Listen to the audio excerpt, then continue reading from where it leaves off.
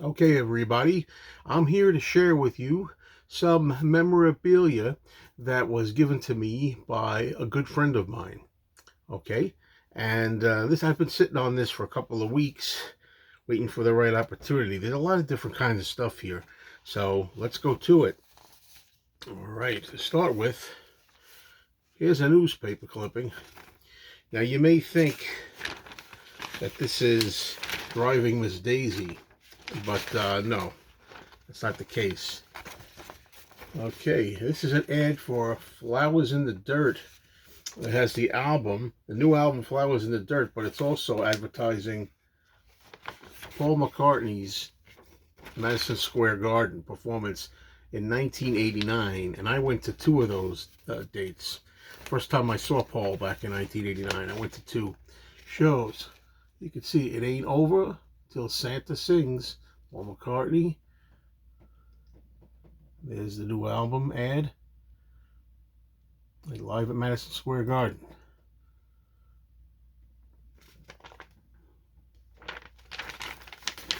Okay, next we have from Billboard, and I'll tell you right now, Billboard is a good source to get a lot of really good ads, promotional stuff. This one here is for George Harrison's Best of Dark Horse, 1976 to 1989.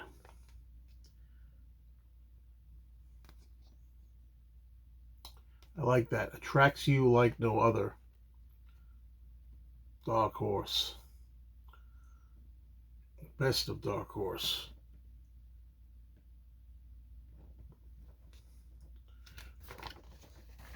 Okay, now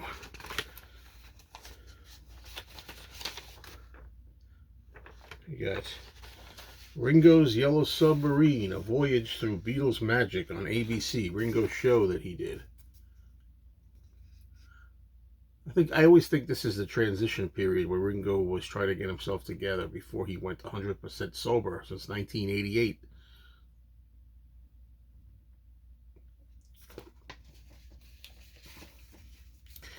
I have here a couple of, I don't know what they call these, if they call, well, they're advertisements for Paul's Tug of War album. You know, cardboard. I don't know if they're called slicks or whatever, but these I guess would be hung up in the record stores. So I got two of those. Also have one in capital for the Beatles' Real Music album from 1982.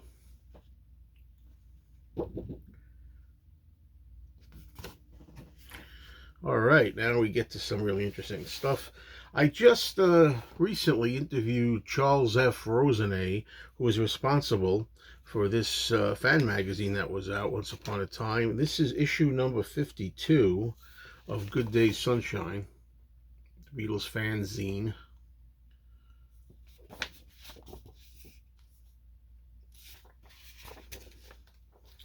And I know a box in my closet there that I have plenty of these. And of course, they're talking about Paul, same period, kind of, right? Well, wait a minute.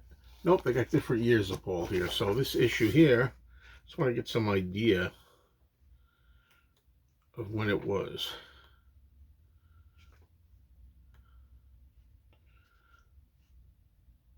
Yeah, this is Paul at the New York press conference, New York City. Looks like 1989. But the actual year of this one here, let's be better prepared. Let's be better prepared. Don't know. Okay, sorry, can't help you. All right. Here we go. Now these, man, I tell you, here's a couple issues of the Beatles monthly book. I have a whole bunch of these. These happen to be two that I do not have in my collection. I really wish there was a way, and I guess there is if you want anything and you're willing to pay for it, to get every single one of these, because this is absolutely essential. They have a lot of news, and the photos are photos you don't see anywhere else. Somewhere I've done videos where I actually go through most of my collection, or some of my collection. I'm jumping the gun here. I was going to do more, because this particular issue is from 1989. Believe me when I tell you, there's a lot of great stuff here. And, you know, this was out in the 1960s, the Beatles Monthly, you know.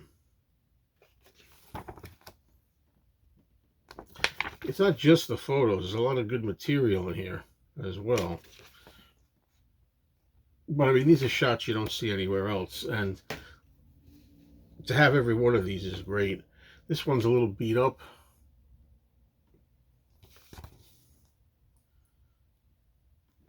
So I'll just go through some of these shots.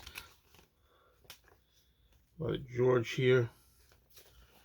Paul and Linda. You see in the news items, you know, talking about Elvis Costello there, discussing Paul.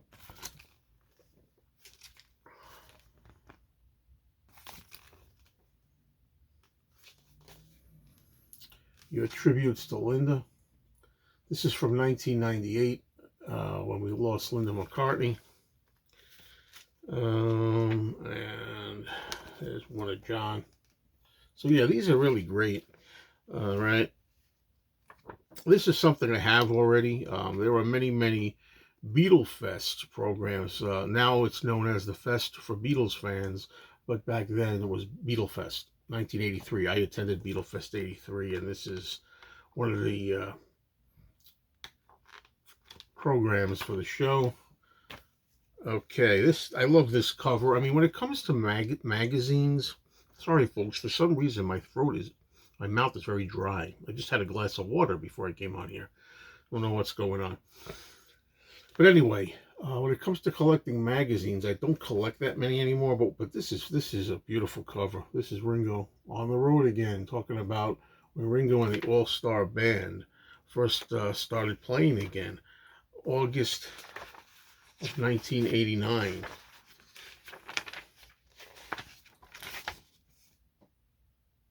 Ringo looked ridiculous with this freaking ponytail. This is the worst look Ringo ever had, in my opinion, with that ponytail. However, the man was back, and my hat goes off to him if I was wearing a hat. Okay, here's Playing Keyboards magazine with Paul on the cover. All right, here's one that I have already. I know I have this one. Us magazine, Paul and Linda McCartney. Nice cover. I may have this one as well, but I'll show it anyway. Musician magazine from 1990 with Paul. Okay, here's this one I know for sure that I have. This is March 1990, Fame magazine, you know, Paul McCartney. This one here, 1990, McCartney talks about guitar playing in Guitar Player magazine. Okay, let's keep it going. Okay, let's see, what is this? This is rare photos and Beatles news, etc. Beatles souvenirs. The Beatles City magazine.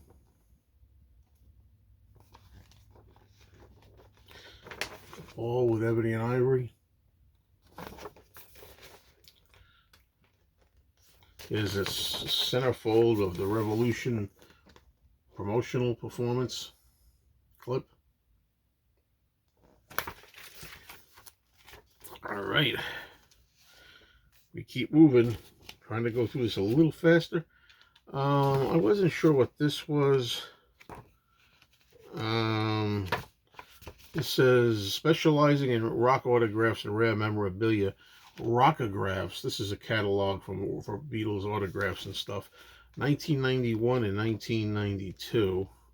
Well, it's not just Beatles autographs. Apparently, there are a lot of other people's autographs available here on sale. The Beatles just happen to be on the cover. All right, here's another magazine with Paul. Rhythm magazine. See, what happens is, as a fan, as I'm sure this friend of mine has done, you just collect everything. You collect everything. You wind up with a closet full of stuff, and that's what happened here. And then sometimes it's unwanted, or you want to try to clear it out a little bit. Here's direct from Liverpool, the Beatles City Magazine again, and on the back we've got the picture of John and Yoko.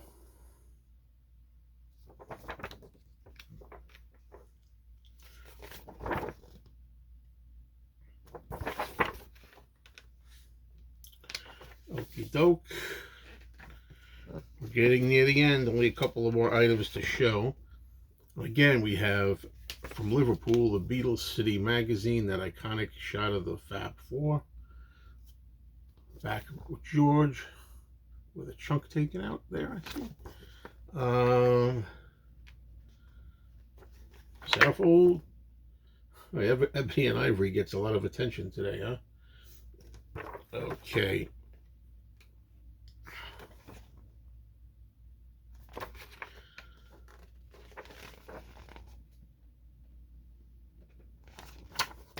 And the last item for this video is a Good Times newspaper. These were given away free at record stores. I think they still are, actually. I think my record store gets this magazine. This is from 1984, and it's spotlighting McCartney's Give My Regards to Broad Street movie. And with that, I am finished here. So thank you, everybody, for watching. Thank you to my friend for parting with these things and giving them over to me. And I will talk to you all very soon. Cheers.